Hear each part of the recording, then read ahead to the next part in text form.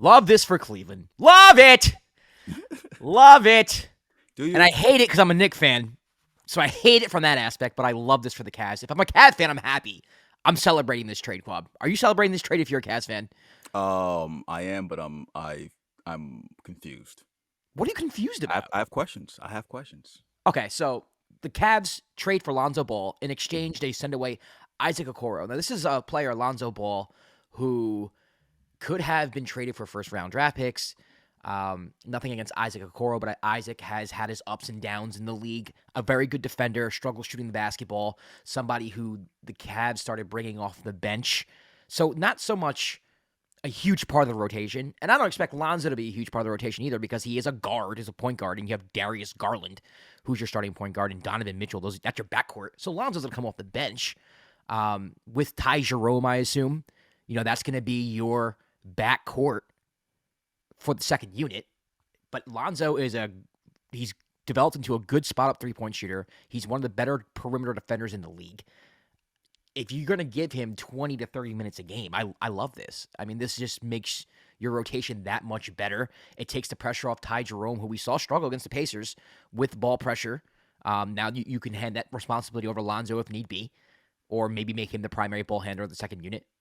I love it. I mean, I don't see the downside, but what are your questions? Well, you put it that way. I guess I see it from that perspective. When I saw it, I was just like, oh, does this mean you're not going to re-sign Ty Jerome? That was my question. I was I like, think you can okay, play both of them together. yeah, Because but I you do could think they definitely, both play well. I mean, Ty plays the best on the ball. yeah, Lonzo could play off ball. yeah. Lonzo plays off the ball, can guard. He can guard multiple players. Like you can He's even put taller him than in a, Ty, so they can yeah, guard. Like Lonzo can guard. He doesn't have to guard the one, or he can guard two or three. to do a 2 or 3. I You can think they put him can. in a I three. think they You can can play put him in a together. 3 guard lineup. Yeah, like he can even play like in a rotation with like Darius or and Donovan. But my initial was like, well, does that mean are they gonna sign Ty Jerome? Also, the rumor that was out there was I that always love how you're concerned about Ty Jerome. You love Ty Jerome. Ty Jerome is the end of Ty, man. Ty Jerome. How does this affect Ty Jerome? I need How to does know. this affect Ty Jerome? That's how does this affect the Ty Jerome legacy?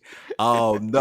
And also my other concern was that the rumor that came out was that the Cavs offered Darius Garland for KD Oh, okay, that one, yeah. um before, which was like I don't know how true that is or whatever, like, but that I guess came out that was an offer that was on the table. So does this mean that maybe that they might be trying to move off Darius? Because there's always been rumors with like Darius all like every time. A lot of For them like are 3 years. Yeah. yeah, but a lot of them are not substantial. A lot of them are not real. We love the team as it's constructed, like your starting lineup, especially after they added DeAndre Hunter to fill in like that 3 spot. That was always like a big question mark. Um, yeah, if they're adding Lonzo and basically keeping the roster as is, that just like boost a team that's already was the best team in the East. Like that kind of gets them out of here. So that's a really good trade for the Cavs. Yeah, I mean, you look going into next year with Halliburton out, Tatum out, Dame out. Really, and there's going to be, like, the Magic are going to be better. So I'm not saying that it's going to be between the Cavs and the Knicks.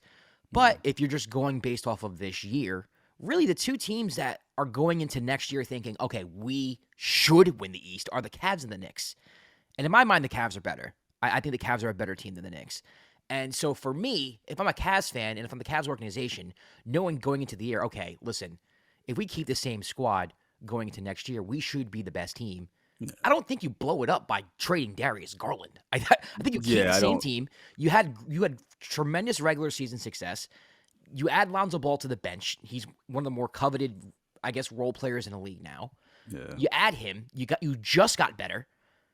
What's the point of blowing it up? I mean, I understand there was a very disappointing exit against the Indiana Pacers, but if I'm a Cavs fan, not to use it as an excuse, you can say, all right, we weren't completely healthy. Indiana did pull off a miracle in game 2. Like, you can justify saying, if we ran this series back, it would look different. Yeah, Because you can rationalize it in your mind, like, hey, we should have still won. Yeah, you were the best team in the East all year, and it wasn't close. In my mind, it was. I mean, the Cavs were a completely different team this year. A lot of people who didn't watch the Cavs all year are going to see their result against Indiana and just go, Psh, same old Cavs. And they're not. Yeah, I'm a big believer that they're not. I still think going to next year as a Knicks fan, I'm expecting like it's finals or bust for Knicks fans, but for Cavs fans, it should be the same. It should be the exact same. I don't think you look at their series against the Pacers and think, oh, this is who we are. I think there's a lot of it was circumstantial. You didn't have healthy players. Like you just got caught at a bad time. That's not yeah, taking away from the Pacers because I do think the Pacers deserve everything they got. But if you're a Cavs fan, I think you can hold on to the fact, okay, Halliburton's out, Tatum's out, the East is open. We should take this. If you can't take it now, and I feel the same way about the Knicks, if you can't take this now, you're not taking it. Period. yeah. This is the year. You don't have to blow it up though. Keep Garland. Yeah, keep Garland. So Yeah. that's where when I saw the trade, I was like, oh, is there something else on the radar for them to make this trade? But like you said, it makes sense having Lonzo off the bench like that. That kind of makes an already dangerous team very, very, very freaking dangerous. And yeah, like I said, Isaac Okoro was like he wasn't really used that much, especially with the style of play they were playing. Like with his like I guess his inconsistent shooting, but his defense is like top Very good notch. defender. Yeah, but Yeah, Lonzo is too. yeah. So it works out. On the Bull side, What? what? Like I look, man. I the bull with the bull. Okay, I'll say this with the Bulls. With the Bulls, I guess this definitely signals how much they believe in Josh Giddey, because it sounds like you're gonna give him an extension. I think I saw so, and he had a great year like after being traded. Like he picked it up. Like he his stats were like if you look up his stats in some of the games he played really well. Yeah. So this I guess this signals like they're going that direction to like that Josh Giddey's your starting point guard. That's it, like hands down. I guess Isaac Okoro like fits a need for them in terms of Wing defense, yeah, a wing because the Bulls defender. can't Just guard to, anybody. So I yeah, mean, but Lonzo too. Alonzo was a good defender. So you're trading a good defender for a good defender. I guess Isaac can guard bigger bigger opponents, and players. yeah, Yeah, more bigger players. So I so it's guess you not the could put him in same. the lineup with like Kobe White and Yeah, maybe Matas. Like I don't know. So we'll see. It feels like the Bulls are not done. Obviously, no, like not it even close. they. Yeah, they want to do there's some more maneuvering they want to do. So I guess that's a trade. But I was like, anytime I see a Bulls trade, I'm usually like, that's all they got. Yeah, the That Caruso trade was another one. I mean, that the Caruso trade, to be fair, obviously, I think Alex Caruso is a better player than Josh Giddey. But Josh Giddey did go to Chicago and he did have a good year. That was kind of flown under the radar a little bit. Um, to defend the Bulls a little bit. defendables, I defendable. mean, you get a player in Isaac Okoro who can guard multiple positions, who I guess might need a change of scenery, maybe. I don't know. Um, that's it. I don't know how else to defend the Bulls, man. I mean, they're a team that they'll score with everybody, but they can't play defense right now. I think they need to go with an identity, pick it, and just run with it. I don't know what they're doing. I don't know what their plan is, but I do think that their GM and their front office has to realize that, like, yo, you could get better for what you've been trading. Like, your assets are better than you think they are. They're like the person in fantasy football who, like, you can rip off in trades.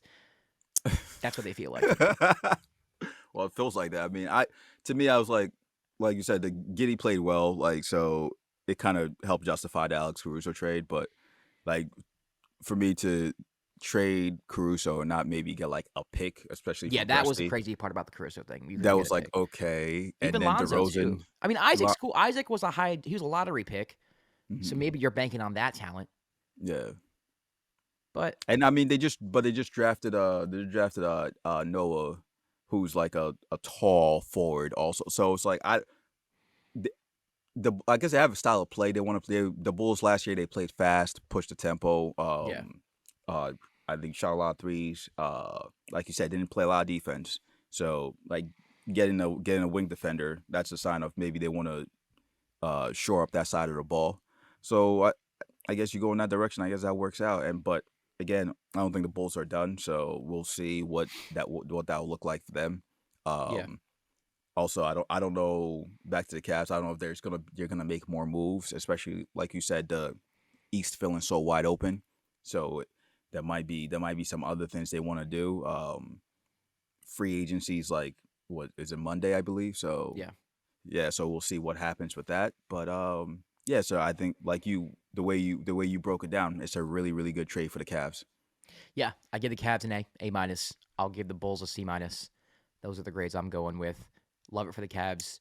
You just get better. You get better on the margins. At this point, when you're the one seed in the Eastern Conference, you get better on the margins. And I think that's how you win championships. That's how you advance, and that's how you get better from year to year. And the Cavs just did that today.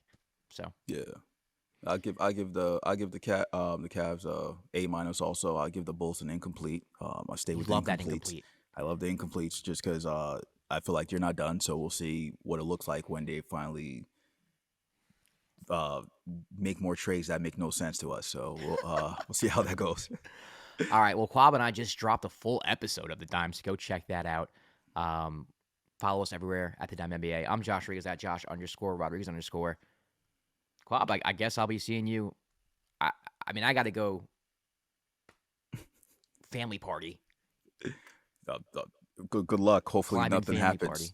party. Yeah, hopefully nothing happens in like 5 minutes. So So I don't know. Maybe we'll see you soon. yeah, Who we'll knows? see. We'll see. Peace.